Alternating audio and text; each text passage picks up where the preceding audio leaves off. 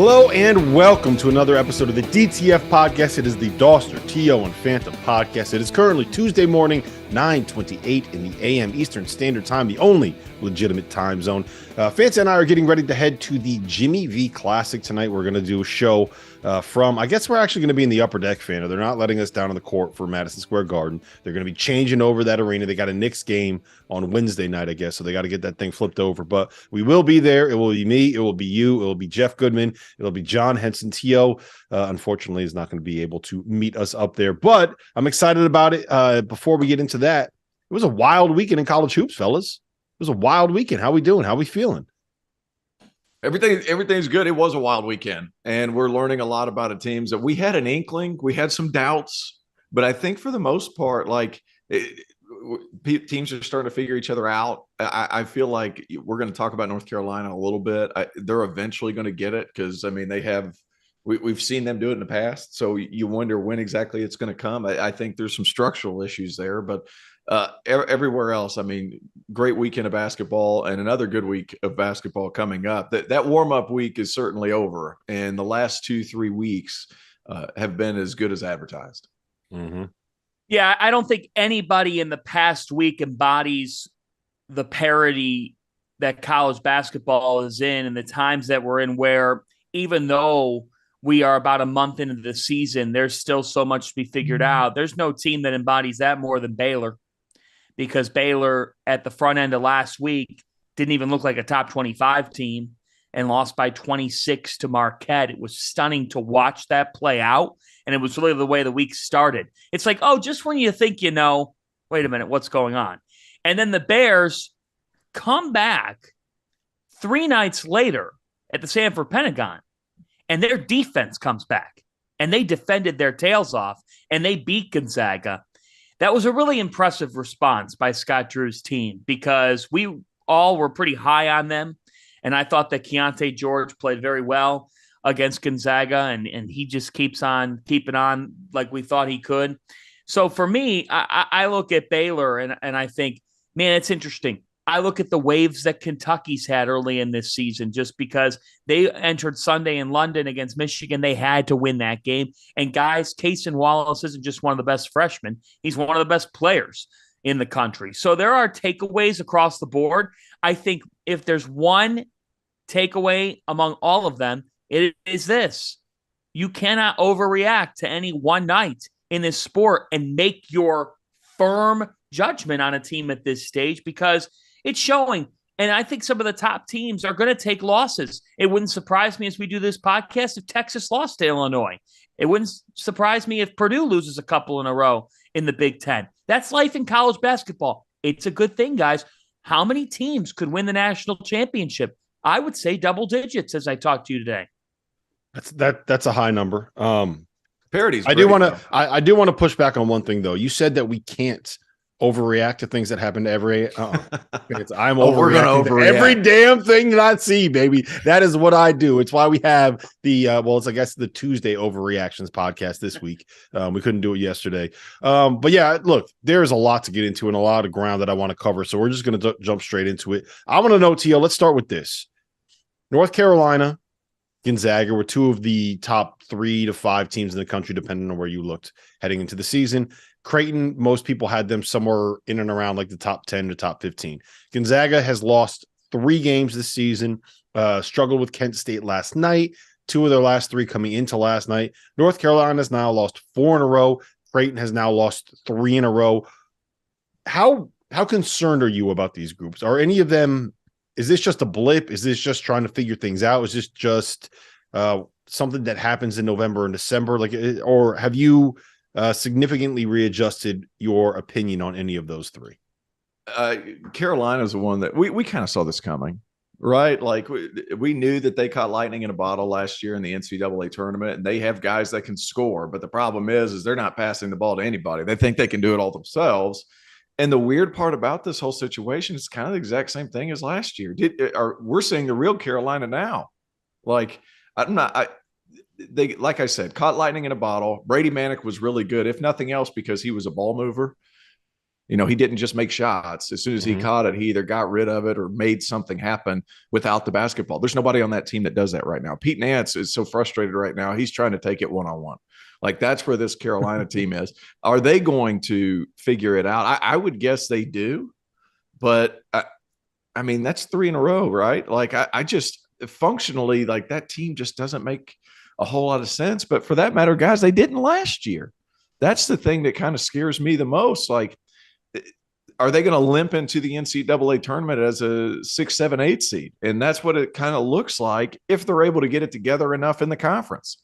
So that's a team that scares me. Carolina, they are who they are. They have some guys that can turn a game on its head individually. It's just there was a point 24 and a half minutes into the game against Virginia Tech in Blacksburg. They had 2 assists. Yep. Guys, it might as well have been 2 passes. Like, they just don't pass the ball to each other. They don't trust each other. And then on a team where Hubert Davis needs to gather and gain some depth, like, the guys on the floor don't trust that depth. So, like, you have a 2-edged sword right there. There's a lot going on. Gonzaga, not necessarily worried about, just because. But let's stay on North Carolina real quick, because Fanta, I want to toss this to you for a second. All right. So here's what North Carolina has done in those last 4 losses. They lost by 5 to an Iowa State team that ranks top 40 on KenPom, and that I think is probably going to end up being an NCAA tournament team. Might be a 10 seed, might be an 11 seed, but I think they're going to dance. They lost by 2 on a neutral court in 4 overtimes to an Alabama team that's top 15 on KenPom right now. They lost at Indiana by 12. Indiana's top 10. I don't think there's any shame in losing on the road to a program like Indiana in the building as loud and as crazy as Assembly Hall is right now for a game that's that big. And they lost by 8 on the road at Virginia Tech. They cut a 16-point deficit to 3 in the second half, and they did not have Armando Bacot in that game. So I think it's fair to say the sky isn't completely falling. Like, it's not like they're losing to Gardner-Webb. It's not like they got upset by James Madison. These are good teams that they're losing to, but it's not clicking. And it's basically the same thing that they were in March last year, but instead of Caleb Love dropping 27.5, he has 6 turnovers and 1 assist in a game, right? So is this just a result of they're doing the stuff that they were doing last year, they're just not doing it very well? Or is there more of a structural flaw within this team without, like, a Brady Manick, as T.O. said? Well, I think that there are 2 pieces to this situation with North Carolina. Number one is the mental piece of reaching the national championship game last year. And within these games, I'm watching their body language out of timeouts. And the body language that I sense is, we got this. We got this. Like, we got it. No, you don't. You don't. You haven't defended a lick. You've been soft on the defensive end of the floor. You let Indiana, you gave up 77 points to Indiana. They hit 3 threes in the game. They went 3 for 13 from 3. They're a bad 3-point shooting team, Indiana. And you let them get in the lane. And I've been watching Carolina's body language on these timeouts and after games. And apparently Hubert Davis out in Portland was very optimistic, was actually happy with the Alabama game. I'm not sure if that's a front by him, but the fact of the matter is this. If they were not a blue blood, or their name was not Carolina, we wouldn't be talking much about them right now, because of the fact that they have not been able. At some point, you got to beat somebody. Now, the other piece of it is that they are a disconnected team, but they're an all or nothing style. So I do think that there are similarities with last year in that regard, because when you have guards who are so up and down, and it's as explosive as they can be, is as bad as it can turn for them. Guard play, point guard play, hit the button. For it to be successful, you've got to be able to make things happen with the basketball for others around you. And this team is not playing together. They're not playing connected. But also the loss of Manick is not just a significant loss, but the fact is that Carolina at times only has 3 major offensive threats on the floor. Their other complementary pieces aren't great offensive players. They're just not. So they are who they are in that regard. They're not a deep team, guys. At least I don't think that they are. And maybe he needs to figure out a way to develop that a little bit. But the fact is, you can't welcome back the players that they welcome back and go on a 4-game skid like they've gone on here. So I think that they could correct some problems? Yes. Do I think they're as bad as people are saying they are? I don't think that. But I don't think you can catch lightning in a bottle twice in the NCAA tournament. This sport is too unforgiving for that to be the case again. I could see this being a year, guys, and we'll talk about this way down the road, where Carolina wins their first NCAA tournament game come March. And everybody and their mother goes, here we go. It's another Carolina run, only for them to run into someone in the second round and be like, not this time. That's the NCAA tournament. Because at some point, guys, like the lack of assists, the lack of defensive ability, there's things there that to me, I don't think that the body language of we'll figure this out, we've got this. That's not how college basketball works. And frankly, you mentioned, I want to make a point on that. You mentioned body language. Like, do these guys like each other? Is this just kind of, maybe I'm reading too much into it, but it always looks like Caleb Love is grumpy, doesn't it? That's just him. That's like, just him. And I don't see that with some of the other guys, but like there needs to be some sort of sense of urgency. Like like we'll figure it out. Well, you're 5-4, like, and you're North Carolina. Like North Carolina should beat Iowa State. North Carolina should at least have it close in Blacksburg. Like Blacksburg's a tough place, but like you should have it close. Indiana, you go there, it should be. It was not, to me, like that game was never really in question because the effort's just not there. Like they're not even close. Like against Alabama, that's the big thing. It was the effort to me. Like it's not. To me, it's not just that like they're shooting too much. They're not passing the ball. Like there's different things every game, right? Like they didn't expect Iowa State playing a 1-3-1 zone, and Iowa State plays a lot of that one. They throw junk defenses at you. That's a problem. Hubert said they never played that before in the post-game press conference. That's his issue. Which is just not true. Hubert, like that's it. Against, we've seen defensive issues that they've had this season, right? We saw an effort issue against Indiana. So there's like 19 different things that are going. It's not like one problem where you say, yeah, you know what, Caleb Love, he just hasn't been shooting the ball well. That's the issue, right? Or they're just not getting stops. There's like 17 different problems with this North Carolina team. Am I crazy for? Do you guys recognize that though? Like, if you look at their facial expressions, I don't know if they like each other or not, but like I do get the sense that in their minds, and I'm sure this is what they're thinking right now in their facility. We made our run last year when everybody counted us out. That's where we're at our best. Like I'm sorry, the run they went on. There's a North Carolina. They're taking early. That's what it is. Fanta. They're taking. You know what it is? It's Carolina arrogance. It's Carolina arrogance is what you're talking about. But I sense that. I sense that a little bit. I sense that we're going to get this right. But the fact is, not just that's what I sense. I mean, just watching them. I watched them last week at Indiana, and Baycott with like 5 minutes left to go in the game. It's like talking with somebody on the team, and they're sort of laughing in the free throw line. It's like, you are down by 6 right now. You still have a chance in this game. Let's go. Like, where's that urgency? And not just the Iowa State defense. How about the fact, like, have you never seen Trace Jackson Davis get an entry pass inside? You know what's going to happen in single man coverage? He's going to finish. He's going to hit. They let TJD get easy catches late in that game. They let Xavier Johnson get into the lane.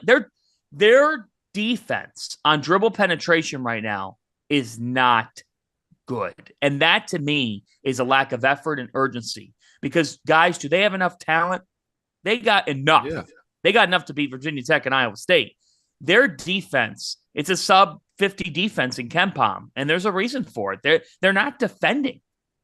Mm-hmm. When effort is into question, whose fault is that? To me, that's the players. No. You shouldn't need a coach. No. You shouldn't need a coach to teach you. Dude, no. You should not need a coach to push you hard. No, there's no defense of it's not the players. It's not the players. It's the coaching staff. If effort is your issue, it's the coaching staff. 1,000%. It's not even close. Not even up for debate. What is acceptable in terms of effort is an issue. It is the coaching staff. Okay, it is not the players. That's fair. So what you're basically saying, if guys aren't trying hard you enough, yank them in early. Dude, you're 5-4. You're not lighting the world on fire. You're 5-4. You better play somebody who plays hard at least. Right now is lesson taking time.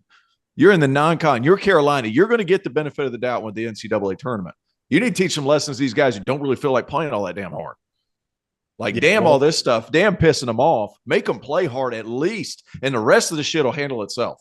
I don't think you can. They have to play hard. No, I got you, but I think it's very difficult to blame Hubert Davis for saying, "Well, we don't have." Very easy to blame Hubert Davis for them not playing hard. We don't have a bench, but also the only guys that we have that are good are dogging it. It's a tough spot to be in. What are you talking about? They don't have a bench. Okay, so what are you talking about? We don't have a bench. DeMarco Dunn was a top 100 kid. Seth Trimble was a top 100 kid. Dontrez Styles is a top 100 kid. Tyler Nickel, top 100 kid. Yeah. Puff Johnson, he's not that level of guy. I'll give you that. But the rest of them, those are top 100 kids. Those are Carolina worthy. If nothing else, they're ACC worthy and able to play hard. Whose fault is it that they're not playing hard? It is Hubert Davis's. It is his fault. I love that T.O.'s gotten on here and has already slandered them for their Carolina arrogance, and now he just tried to fire Hubert Davis right here on the spot. That's I've been saying for a long time, but I've been hesitant about Hubert because I think it's too easy going. There's some point you got to stick a foot in somebody's ass and get them to play hard. You're 5-4, you've lost 4 in a row. Something good's got to happen. Enough is enough. It's crazy. They play Georgia Tech next. If that Georgia Tech game is close, there's real problems. There's real problems. Georgia Tech is bad. Georgia Tech is not good. All right. Gonzaga, Creighton, real quick. Fanta, who are you more concerned about out of those two? It's still Gonzaga, and the reason is the guard play. I find it ironic that on Monday night, on a night where Kent State had Gonzaga on the ropes, the Golden Flashes, credit to Rob Senderoff's team, they'd given Houston and Gonzaga all they could handle, but just weren't able to finish it off. That on the night that Gonzaga does escape and beat Kent State, Andrew Nembhard goes for 31 points, 13 assists, 9 rebounds for the Pacers. They miss Andrew Nembhard in a big way. They just don't have enough great guard play. And from night to night, Timmy's going to do Timmy. They've got an All-American, so you've got a shot. But it's the classic example of year of the big or not. You got to have backcourt play be a consistent force for your team to win. I think that Creighton, they made the Maui Invitational championship game. The win over Arkansas was as impressive of a game that I've seen between two teams all year, and they won that game. And to me, they're not right offensively. I think that Greg McDermott can figure that out. I don't think Creighton has a personnel problem. I think Gonzaga has a personnel problem in their backcourt in that they're a good team. They're a good team. Don't get me wrong. Both Creighton and Gonzaga are a good team. But you asked me who am I more concerned about? I'm more concerned about Gonzaga because I just don't think it's clicking with Nolan Hickman. And Malachi Smith went 1 for 6 last night. Chattanooga or not, it's been a transition for him. Rasir Bolden, I don't know what I'm getting from night to night. And Julian Strother needs to be that guy, but we'll see. There's a level of unknown with Gonzaga personnel-wise that I still don't have with Creighton. Creighton got their butts kicked on Sunday, and I thought that was some after effect from playing in the Maui final against Arizona. Then you play Texas, and so mentally you're just burned. You're burned, and they lost. They tried to force the issue. They might have taken Nebraska lightly, thinking, we'll beat them. They didn't. I think Mark Few and Greg McDermott are great coaches, but when you've got the ingredients in your kitchen versus not necessarily having them in the other, I'm sorry, one batch of cookies is going to be better than the other. I think I'm more worried about Creighton, to be honest, because the issue we saw last year was this: they couldn't shoot the ball well enough, right? They were 10 for 40 from 3 against Nebraska, and if you go back and watch the film, what Nebraska did was they just clogged the paint. They just said, "You're not getting to the rim." They went under. They went under screen. They went under screens. When Nembhard was coming off of screens, they had 2 guys tagging off. They were like, "You want to give the ball to Kaluma and let him shoot? Go ahead. You want to kick the ball out? Let him shoot? Go ahead. You want to let Trey Alexander shoot threes? Go ahead. We want him shooting catch and shoot threes." and they were 10 for 40 against Texas. I think would they start 1 for 22 from beyond the arc, something like that? Finished 4 for 27 in that game. And that was the issue that they had last season with the same group of guys. And what did we hear all offseason? Arthur Kaluma, he's better than a 27% three-point shooter. Well, he's 9 for 37 this year. That is 24.3% from beyond the arc. He has to be better. Nembhard has to be better. And I am not entirely convinced that those guys are actually going to be better shooters because they weren't very good last year. It's, you know what I'm saying? Like, it's not like this is the team that shot 40% from three last season and they're just not making the open ones now. Teams are giving them the open ones and they're not going in. Can I combat 40 threes? They took 65 shots against Nebraska. 40 of them were threes. I think we know what Fred Hoiberg wanted to do and what he was willing to give up. Well, it's interesting. They went 7 for 14 from three against Arkansas in that win. But that's the Maui soft rims. And no. They took Maui soft rims. No, they took 14. Took 14. That's the big issue. But that's the thing. Arkansas went pull out. Arkansas defended on the perimeter. They gave up space. Arkansas pulls out. Hey, let's say this.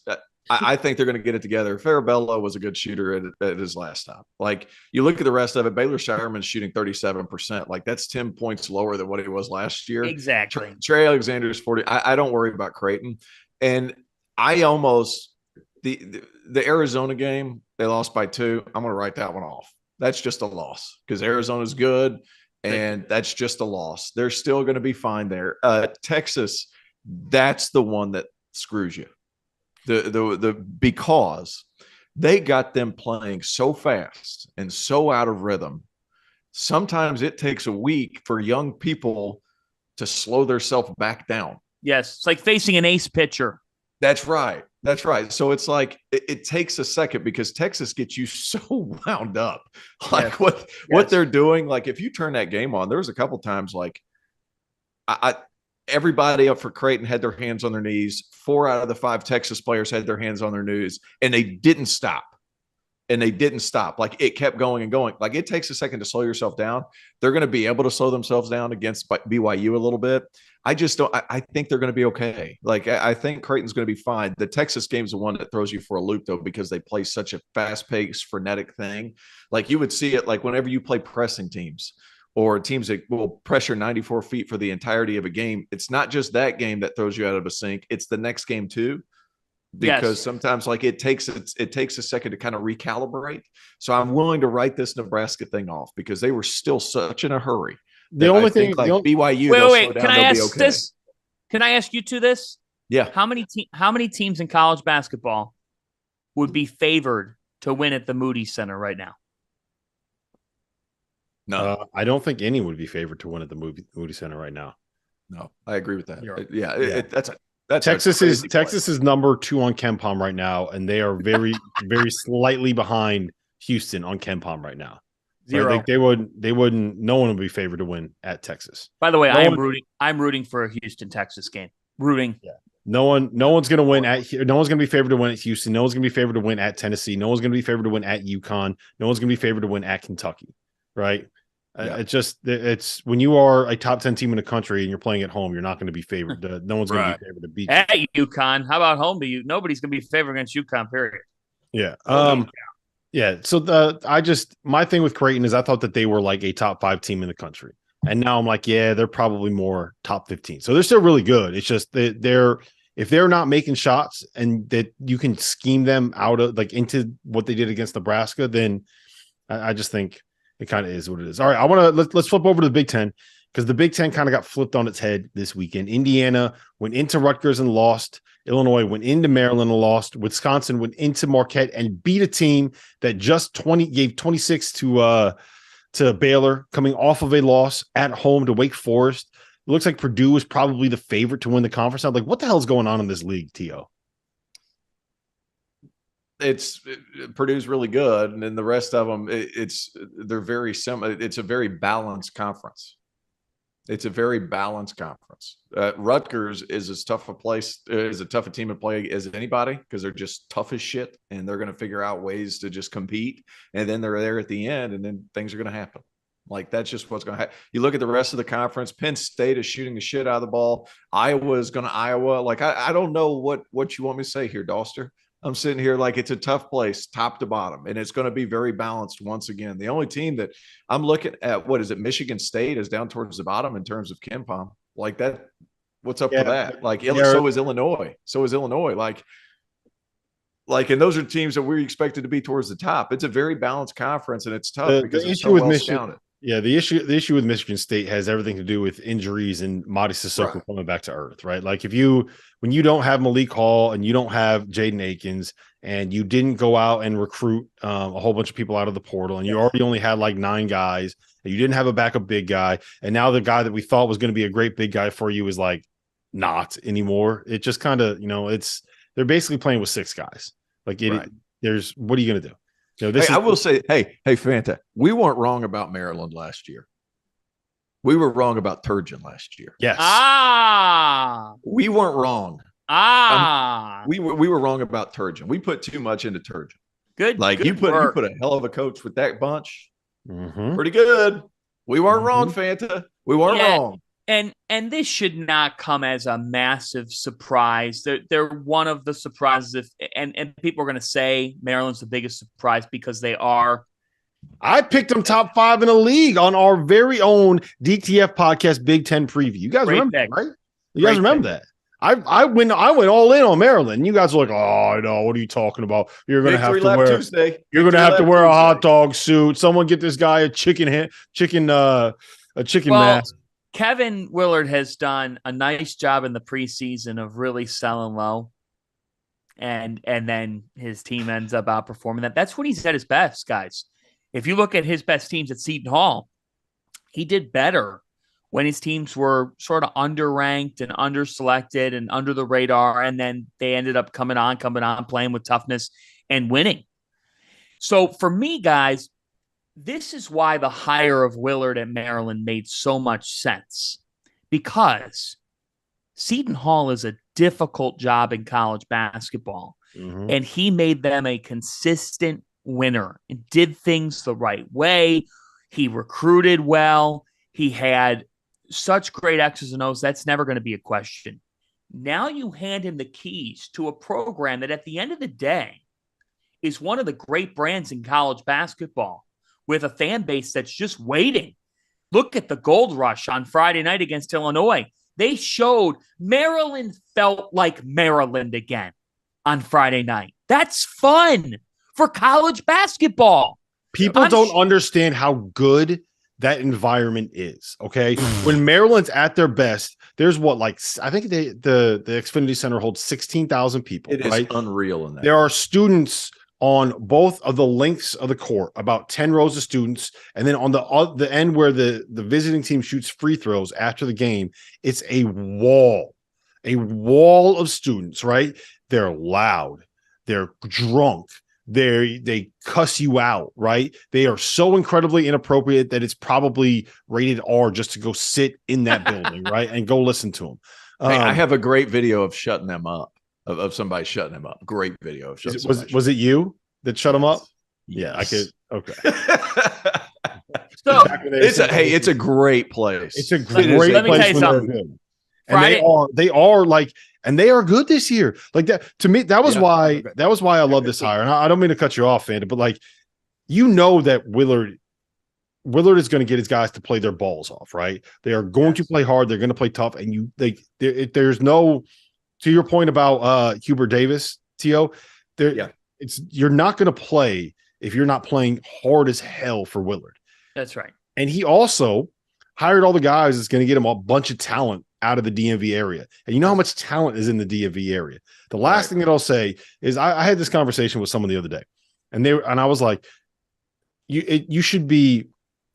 No one can accomplish what Willard accomplished at Seton Hall. And so they were like, what did he actually accomplish? And I said, making that program be consistently top 30, top 35 in the country, making that program get to 5 to 6 straight NCAA tournaments, making them a Big East contender right now in this day and age, in the arms race of all the high major Division I college basketball programs, like that is not an easy thing to do. You got to understand what you're recruiting to, and you got to understand what that program is at this point right now.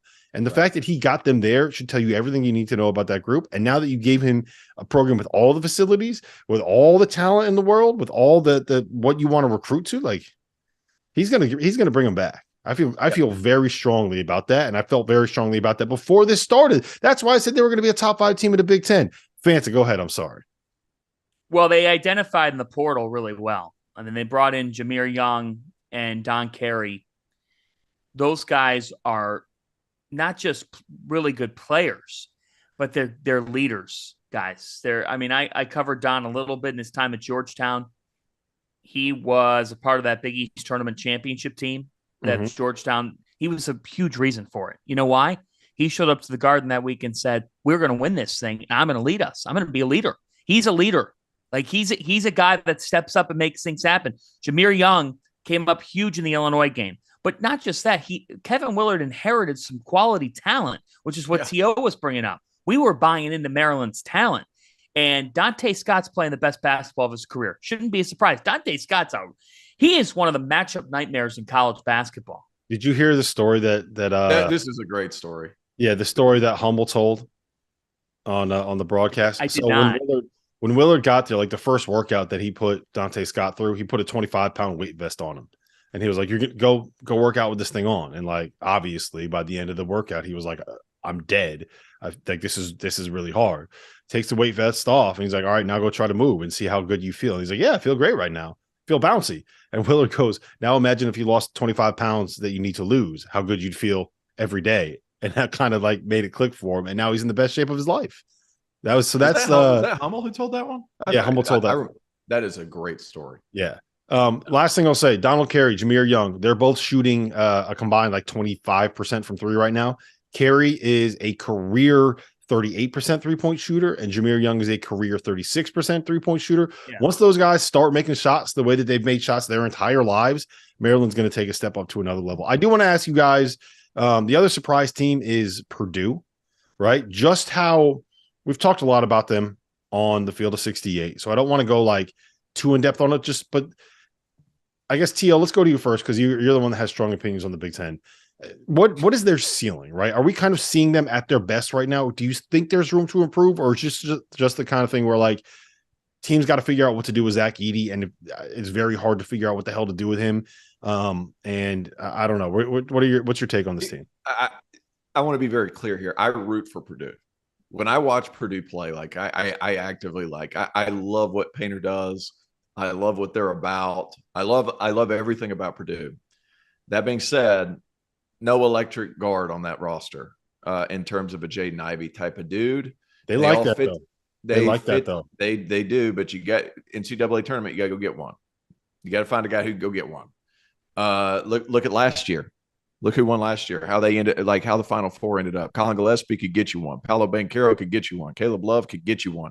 Ochai Agbaji, Christian Brown could find ways to get you one.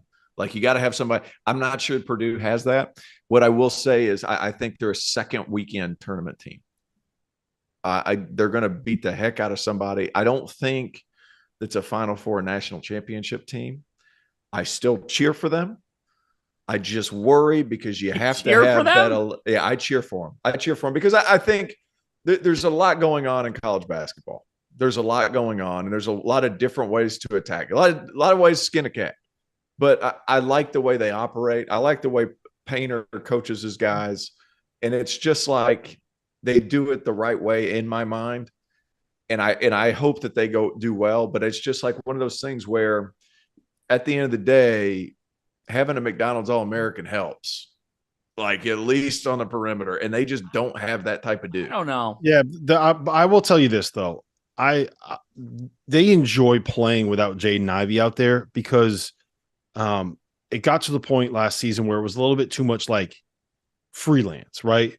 Where it would be like, we're trying to run this, and then Jaden Ivey would just break off the play and go try to get his own. And yes, to a point, you kind of need that guy, but it also is kind of limiting when that guy isn't fitting entirely in with what the offense should be and the way it's clicking right now. Does that make sense? Like when you look at the best teams that Painter has had, it's just guys that understand exactly what they're supposed to do and exactly how to operate around this monster that they have at the five, right? Yep. And the ways that he can kind of create opportunities through people just because of the attention that monster is going to end up drawing from everybody that they end up playing. So I hear what you're saying. I do think that I will say this. I think that they are enjoying playing this year better without having Jaden Ivey. Elite 8 team. Yeah, that's kind of where I'm at with them too, right? When you don't have, if they had even someone like I don't even know if I want to say Carson Edwards, but like someone that was a little bit more experienced in the backcourt, and like we could end up, it could end up being something where like we look really dumb saying this because Fletcher Lawyer ends up being that guy that can go get you a shot, even if it's something that, like as simple as just running him off of one of those like the floppy action or a staggered screen, something like that. But I don't know. I think at the end of the day, you need like NBA guys to win a national title. If you go back and look at all the teams that won titles, how many of them have won titles without a whole bunch of NBA guys on the roster? And who on Purdue's roster is an NBA guy? Like even Zach Edey, I don't know if he ends up like he'll probably play in the like be drafted and someone will take him and be like, yeah, you know what?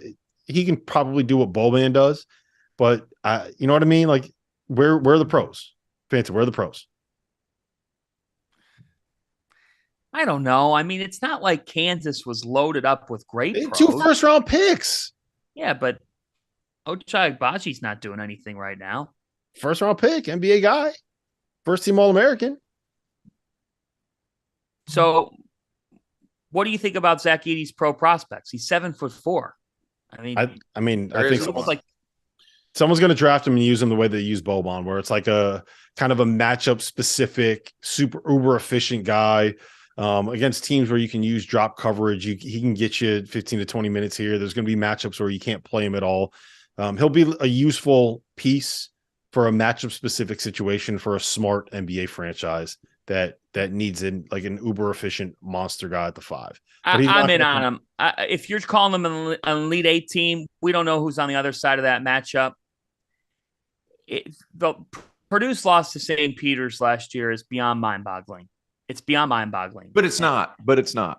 Yeah, it is. Sorry. But okay, so we agree to disagree, but I'll let you go first. Go ahead. I think that sums up this podcast perfectly, right? That loss was mind-boggling, but it's not. But it is. But it's not. I think they're Final Four good. I think that they've got the biggest matchup nightmare in college basketball. And that's exemplified by what we talked about on Field of 68 After Dark. One night after Patrick Young said you got to front, or that you can't front Edey, John Henson says you got to front him. So we got analysts not knowing what's. I asked Rutgers yesterday. I sat in on Rutgers practice, and I asked multiple assistants and Steve Peichel, and if anybody knows it's Rutgers, because they know how to defend. I said, so guys, how would you defend Zach Edey? And every coach had a different answer in how they would do it. In other words, there is not an answer. There is no answer for how you do that. Now you combine, I'm of the belief, and I'm going to die by this time around if I have to die. I'm of the belief that I want a backcourt that coexists, that has multiple guys, that plays well together, and moves the ball. I want that over one otherworldly individual guard who's going to get me that one bucket. I'm going to rely on team basketball, not just because it's team basketball, but because that team basketball, that backcourt, the 33 assists to just 8 turnovers for Ethan Morton, Fletcher Lawyer, and Braden Smith, the way that they have come on, I'm going to rely on that surrounding a 7'4" monster who looks like Yao Ming out there this time around. I think this team is better suited to make the Final Four run in West Lafayette. Go ahead, Tio. You make Edey work every possession defensively. Mm-hmm. You make him work every single possession defensively. That's what St. Peter's did. That's the reason that wasn't necessarily a huge surprise. It was a surprise that they beat them, sure, but how they attacked Edey was very different. And St. Peter's wasn't big. So like you use him not only in ball screens, but you use him in away screens. The guy he's guarding in away screens because he's not going to get out and show. So like if you have guys that can shoot, you're very, very, very vulnerable. And I understand they're number one in KenPom right now in the country. However, it's just what you need you need a guy that can get you a shot when everything else breaks down, because NCAA tournament, everybody scouted well. Like everybody scouted well. Look at the last few national championships. Kansas this year, Ochai Agbaji, Christian Braun, great college players. Baylor, both of those guards, great college players who can go get you one. Virginia before that, Kyle Guy, Jerome, Ty Jerome, could go get you one. Villanova in 2018. They had 37 guys that could go get you one. North Carolina in 2017, guys who could go get you one. Like you have to have that one guy that could go get you one. What news are you breaking here, Fanta? Joe Lunardi has released a new bracketology. Oh my gosh, I'm going to put you on mute. All right. No, I want Rob Dauster's live reaction. Can I get Rob Dauster's live reaction? Who's it? Give me the number one seed. Is UConn the number one seed? UConn is the number one seed in the East region with a path through Madison Square Garden. Nope, don't want it. Send us out west. Send us out west. That's where we operate best, baby. Don't you love that, T.O.? Don't you love that, T.O.? I love every bit of it. Send us west. Send us out west, baby. That's where we want to be. T.O., how unbearable is this going to be if, I mean, not, it is, it's great. But if they're going on a deep March run here, just Dauster with all this, right? Yeah. Hey, look, I'm not going to be mad. Goodman's going to be mad. Goodman's going to be mad at you because Goodman doesn't like all that. He's like he's like he's not a UConn guy. He's not. No, Goodman hates everything unless he's the one that comes up with it.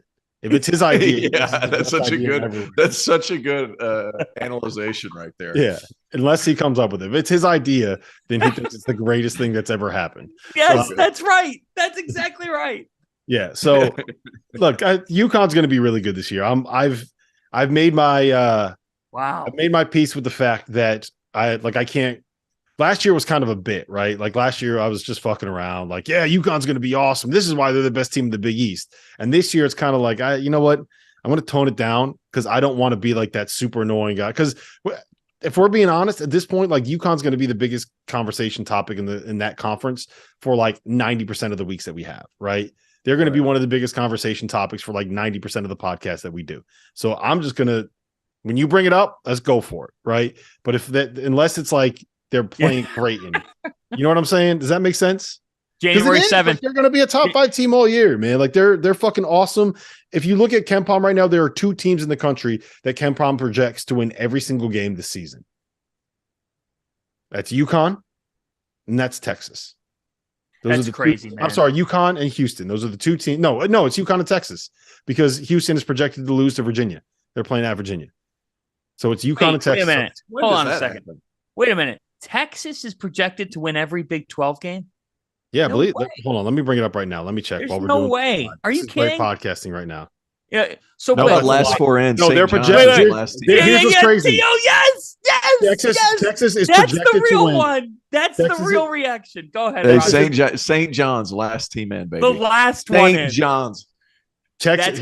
That's want to hear something crazy? Texas is projected to win every single Big 12 game. The one loss that's on their schedule right now at Tennessee. So St. John's is the last team in. Give me your reaction there. My reaction? Well, that's that. So here's the thing. There's 2 ways of looking at it. Okay. First, I'll give an updated state of the Big East. All right. The Marquette, great win last week over Baylor. Marquette looks like a tournament caliber team. Guys, they were picked 9th. I didn't think that they would be a tournament team with losing Justin Lewis. Who said they would be? You did. I also said Butler would be a tournament team, and I also said Providence would be a tournament team. I also said Victory Lap Tuesday. Victory Lap Tuesday. Pump your brakes there. Although I will say, Rob, quietly, very quietly, I was impressed with Butler last week. I thought they handled Kansas State well, and I thought Manny Bates is really a good player. Yes. So, like, the one thing about Butler I would say is Manny Bates will hang in with Sonogo and with Kalkbrenner so that Butler can at least hang in those matchups, because some of these teams are just going to get overwhelmed. If the Big They got to East get healthy too. Did Ali play? Is he back yet? He just came back. Came back. The thing about the Big East is the Big East has not gotten off to a strong start. However, you look at a bracketology and you say, okay, well, 5 in an 11-team league, they've averaged about 5.5 to 6 bids. If they still get a path to 5, that's not sky is falling. You get 5 units. That's almost half your league. It's just we had a couple of teams being better than they've been. But when you have, like, that's why Creighton's loss was so weird. If UConn were not what they are, we'd be talking differently. But when you have a great, great team, that then elevates others around you. So St. John's is going to be on the bubble the entire year. And let me tell you something. Because they didn't play anyone in non-conference, man. They played one game in non-conference. That's it. They played one. But I think that's good for us. I think that's good for us. Their fan base is crazy. We're going to be able to talk about them. They're an interesting team. I don't know. They haven't played anybody. They have DePaul tomorrow night.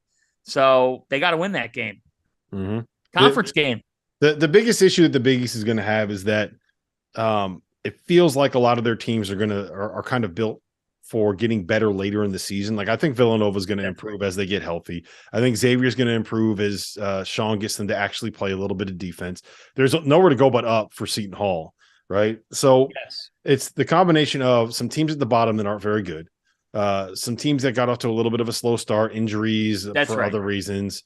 It really sounds like you're talking about the ACC. Kind of the same ordeal. It's the same thing, but it doesn't matter how good you end up being at the end of the season. Once you have all those losses in non-conference, it drags everything else down. Yeah. So you can't have teams beating each other up in the league. If you want to get 6 teams in, you need to have a clear line of demarcation between the top 6 and the bottom 5. Well, that's why I'm saying to you that even if it's a down year and if you find a pathway to 5, that would be a positive for the Big East. If they get 4 in, I think it'll be a disappointing year. If they get 5 in, then I don't think you can really complain about that. Because I also think by the end of the season, once Cam Whitmore gets up and going, once Justin Moore gets healthy, Villanova is going to do enough where they'll be in the tournament.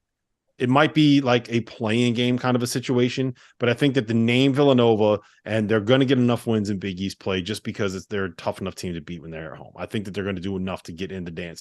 Because here's the thing, when you go back and you look at, everyone is going to know those bad losses that they have came without their 2 best players. And that's going to matter. Context doesn't matter with these guys. Yes, it does. With the selection committee, when all anyone's going to talk about is this team that's won 2 of the last 6 national titles was missing their 2 best players. Wow. They made the Final Four last year. They were missing their 2 best players. That's going to be the one that everyone knows about. And I know how difficult it is. It doesn't matter for most of the teams. It's going to matter with Villanova because it's going to be a national talking point. There's no way, if you watch this sport, right? If you pay any attention to college basketball, there's no way not to know that Villanova is missing their 2 best players. That's going to be a talking point when it comes to, like, because here's the thing, Tio.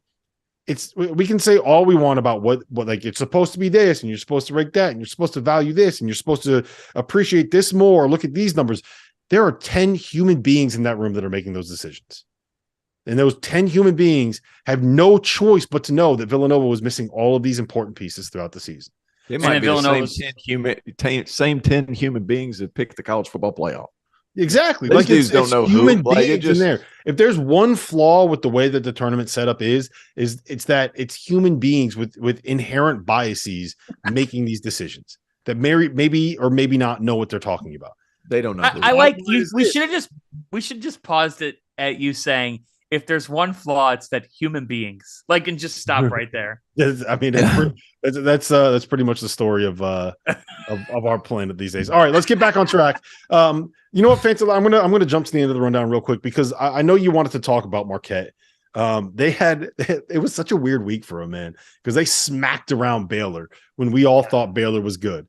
Then they lost at home to Wisconsin in a game where they trailed by 16 in the second half, despite the fact that Wisconsin, like Chucky Hepburn, I don't know what was going on with him. Maybe there was he must have been one of the, you know how soccer players get hurt and they spray that magic spray on them and they come back in the game like they're fine. Chucky Hepburn must have got some of that magic spray sprayed on him in the second half because he was awesome in the first half, missed the first 12 minutes of the second half, then came out and hit like a couple of dagger threes down the stretch of that game. So Marquette lost at home to Wisconsin.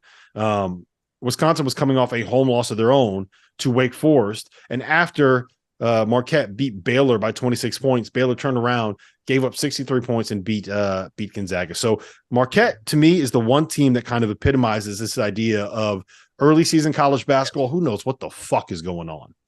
Yeah. Yes, but the win over Baylor, you might not know what's going on, but you got to get a win at some point. And they did.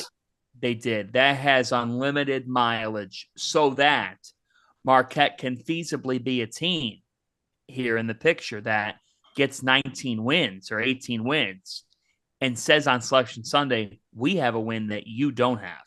Mm-hmm. We beat Baylor. And I really think that this is an interesting team because, as T.O. said all summer, Cam Jones is big time.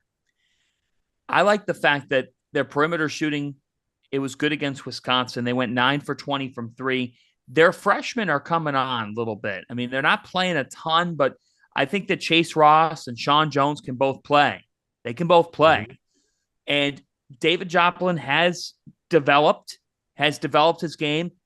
Omax Prosper had a big-time performance against Baylor.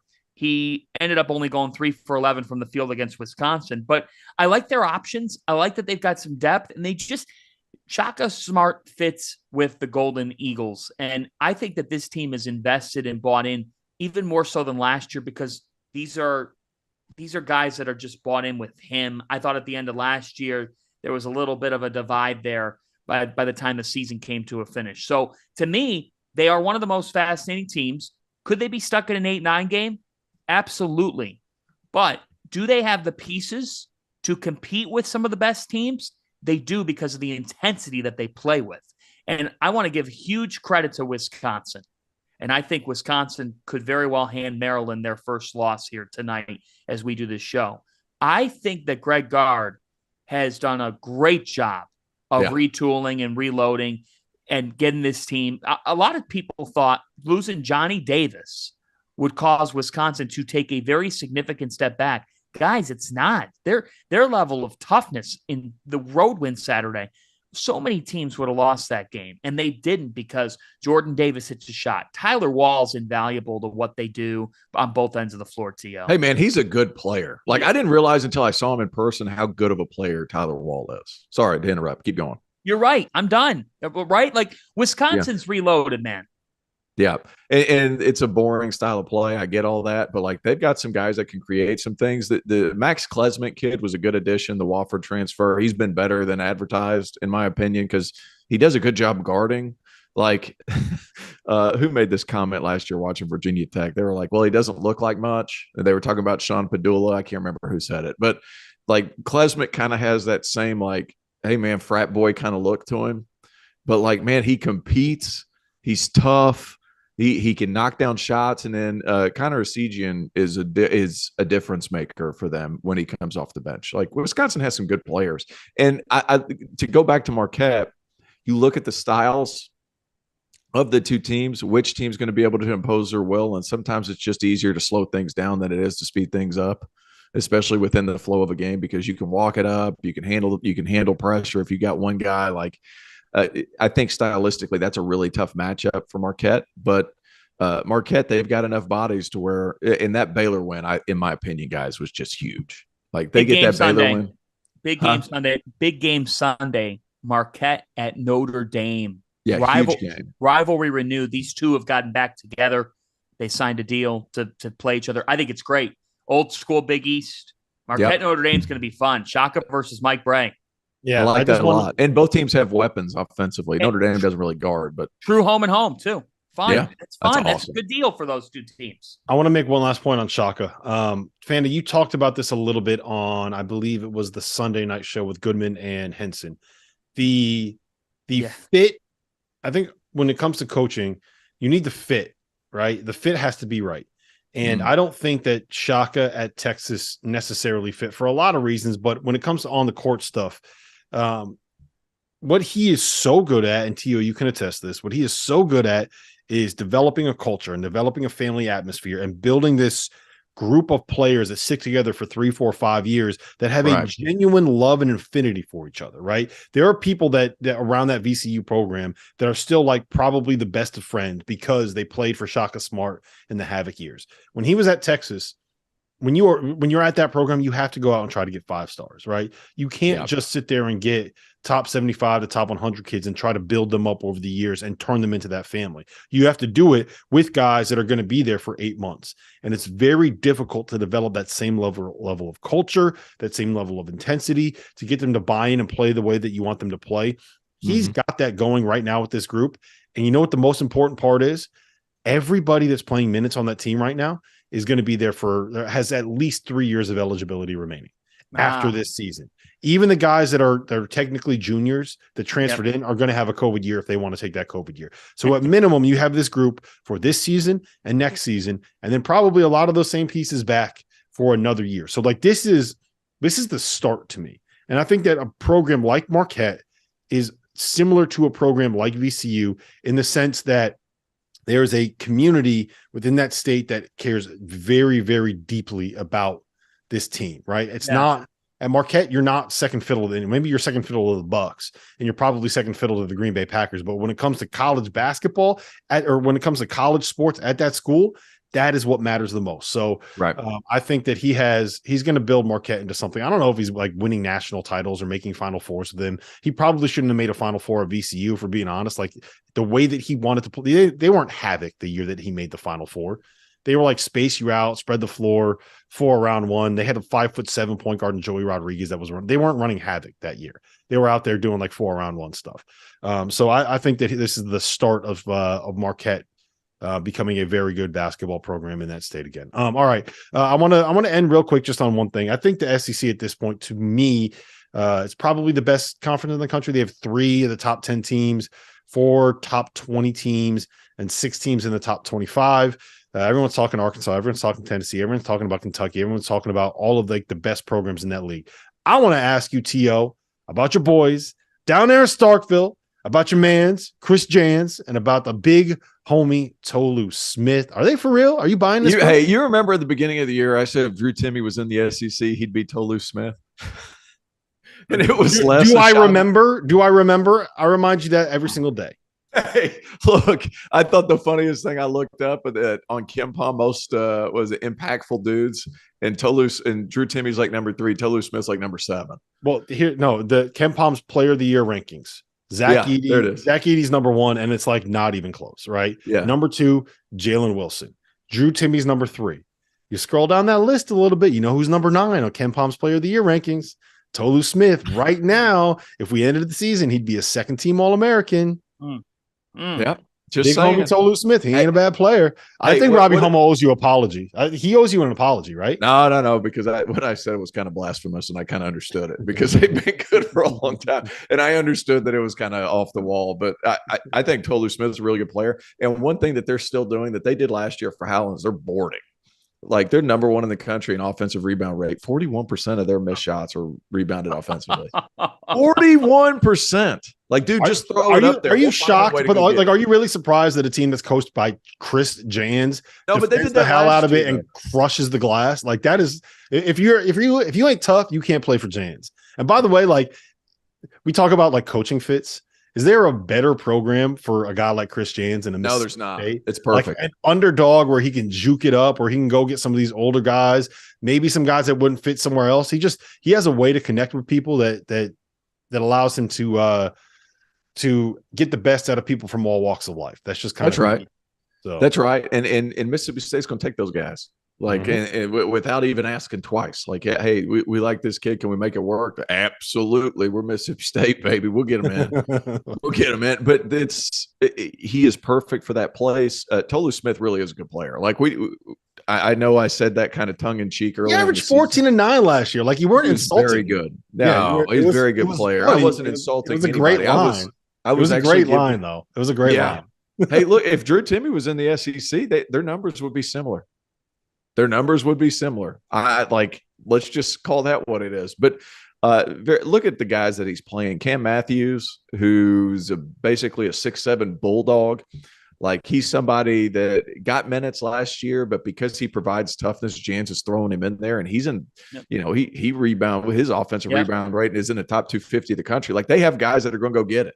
Mm-hmm. And Shaquille Moore is a terrific athlete. Kamani Hamilton's got talent. Like, they've got people in that system that is going to be good. And because they're going to rely on the offensive glass and on the defensive end, they're going to be a tough out for anybody. Eighth in the nation in defense. Eighth. Yeah, exactly. Top 10 defense, tops in offensive rebounding. You don't need elite guard play when you've got those things happening. And I'm not saying anything bad about their guards, but let's face it, they don't necessarily have this outstanding offensive player in their backcourt, but they piece it together. They're deep. He's going 9 deep. I mean, he's playing a lot of guys. DJ Jeffries is a stable guy for them. He plays about 30, 31 minutes a game. He's scoring in double figures. He's done that in 3 consecutive games. They've got some depth, and the way that they play is fitting for Starkville. Yeah. I really like this fit. And look, Chris Jans, at the end of the day, found a way to lead a team out of the WAC to an NCAA tournament win over the Connecticut Huskies, and he did it on the keep bringing that up, Fanta. Oh, keep come on, bringing that up. And he did it on the other side of the country. I hate to say this, but and again, hope everybody's all right. But how times have changed. How times have changed in New Mexico State in a matter of 7 months. I mean, that's a really tough situation right now, and frankly, that coaching staff looks bad right now. Yep. Having said this, how times have changed, and Chris Jans was able to do that there. He's going to be able to do this at Mississippi State. So I'll tell you what, the SEC has just chipped and chipped and chipped away. They've gotten better as a league, and certain programs over the offseason said, we got to get these hires right. And I think that this league did a nice job hiring. Yep. Last note I want to make about the SEC, and you guys tell me if you think I'm insane here. Arkansas is currently 22-1 to win a national title. Arkansas, when they're at their best, when they have their best 5 on the floor, has 5 NBA players on the court. They have as much length and an athleticism as anybody. They probably have minimum 3, maybe 4, potentially 5 first-round picks. I think they could even have 2 top 10 picks on their team in Nick Smith and Anthony Black. Is that a recipe to win a national championship? With the transfers, it is. Yeah, but I do think that when you put Nick Smith out there with Anthony Black, with Ricky Council, with Jordan Walsh, who has no problem doing, like, if Jordan Walsh took no shots and just spent the entire game guarding the other team's best player and going to get off rebounds and being a lob target, Jordan Walsh wouldn't care. Like, he's wired like that, which is why he's a perfect fit for him. Trevon Brazile is a perfect fit for the role that they're being asked him to play, because all he wants to do is catch and shoot threes, catch lobs, and maybe face up and go by somebody once in a while. And then you have 3 dudes that thrive in these roles that Muss wants him to play, where he just goes and finds whatever the mismatch is and goes to that over and over and over again. If Nick Smith has a mismatch, he's going to get 20 shots this night. If it's Anthony Black, he's going to get 20 shots. If it's Ricky Council, he's going to get the 20 shots. And they have the length and athleticism to be able to guard and be switchable and do all these different things. Unless that thing comes tumbling down, and there's a real chance this year that it kind of does end up come tumbling down. But unless that happens, like they are to me, the most talented team in college basketball. And I don't know necessarily all that close. And you can get them 22-1 odds right now. To me, that's insane. At Bet Rivers, 22-1 odds. That means you bet $100, you win $2,200. That's crazy. That's not bad. Not bad. Hey, can we go back to Starkville for a second? Because I was part of a team that built a Chipotle down there, so I want to really pour it on thick. So look at their style of play. Wait, what? Yep. You're part of a team that built a Chipotle in Starkville? Yeah, we built a Chipotle down in Starkville. You're welcome, Starkville. I no longer am part of that Chipotle. That was so random. Sold that Chipotle. Man. And you want to pour it on thick. I want to pour it on thick. So look at this. Here's the thing. I'm thinking like the Chipotle sour cream. Go ahead. It's very good. It's very good. I love Chipotle. But here's the thing, guys. Like, look at their offensive ranking. They're 75th in the country. There's a lot of misses involved when you're the 75th offensive in the country. And you play a slow tempo. You're 340th in the country in tempo. And you're getting 41% of those misses. That is a recipe for success if you're going to play bully ball. Like, I like this Mississippi State team. They could win it. They could win a game. They could win a game in the tournament. I think they can win. I think that there's the real possibility if the matchups are right, they can get to a Sweet 16. We've seen Chris Jans pull off upsets before. But listen, we've been here for an hour. We all got stuff to do. I got to get ready to head up to the Jimmy V. I am driving in tonight, Fanta, so send up a few Hail Marys for me that I find the parking garage that will actually be open for 24 hours, so I don't have to sit around outside waiting for somebody to show up at 5 a.m. to let me get my car out. For Terrence Oglesby, for John Fanta. Hey, make sure, if you're still here, field68.shop. Check out our merch store. We got a bunch of new stuff dropping this week. Also, make sure that you subscribe to the daily Field of 68. It's the Field of 68 daily.beehive.com, whatever it is. Linked in the description below. Best place for you to get your updates every single day on college basketball. So for Terrence Oglesby, for John Fanta, my name is Rob Dauster. This has been the DTF Podcast.